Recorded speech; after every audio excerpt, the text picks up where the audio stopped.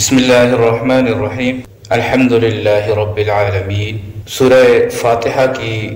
دوسری جو خصوصیت ہے وہ یہ ہے کہ یہ سورت ایک حیثیت سے پورے قرآن کریم کا متن ہے اور سارا قرآن مجید اس کی شرح ہے، اس وجہ سے کہ پورے قرآن کے مقاصد ایمان اور عمل صالح میں دائر ہیں اور ان دونوں چیزوں کی بنیادی اصول اس سورت میں بیان کیے گئے۔ اسی وجہ سے اس سورت کے نام ام القرآن، ام الکتاب اور قرآن عظیم بھی احادیث صحیحہ میں آئے ہیں، یا اس وجہ سے کہ اس سورت میں اس شخص کے لیے جو قرآن کریم کی تلاوت یا مطالعہ شروع کرے ایک خاص ہدایت دی گئی ہے کہ وہ اس کتاب کو اپنے تمام پچھلے خیالات اور نظریات سے خالی ذہن ہو کر خالص طلب حق اور راہ راست کی جستجو کے لیے پڑھے اور اللہ سے یہ دعا بھی کرے کہ صراط مستقیم کی ہدایت عطا ہو۔ اور شروع صورت میں اس ذات کی حمد و ثنا کا بیان ہے جس کی بارگاہ میں یہ درخواست ہدایت پیش کرتا ہے،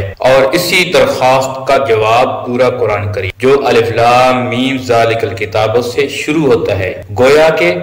انسان نے جو اللہ سے ہدایت طلب کی، راہ راست طلب کی تھی، اس کے جواب میں ذالک الکتاب فرما کر اشارہ کر دیا گیا کہ جو تم مانگتے ہو وہ اس کتاب میں موجود ہے۔ حضور نبی کریم صلی اللہ علیہ وسلم نے فرمایا کہ قسم ہے اس ذات کی جس کے قبضہ قدرت میں میری جان ہے، سورہ فاتحہ کی نظیر نہ تورات میں نازل ہوئی، نہ انجیل میں اور نہ زبور میں، اور نہ خود قرآن کریم میں کوئی دوسری سورت اس کی مثل ہے۔ اور حضور صلی اللہ علیہ وسلم نے فرمایا کہ سورہ فاتحہ ہر بیماری کی شفا ہے۔ سورہ فاتحہ کا ایک نام حدیث میں سورہ شفا بھی آیا ہے۔ حضور صلی اللہ علیہ وسلم کی ایک اور حدیث ہے کہ قرآن کریم کی سب سورتوں میں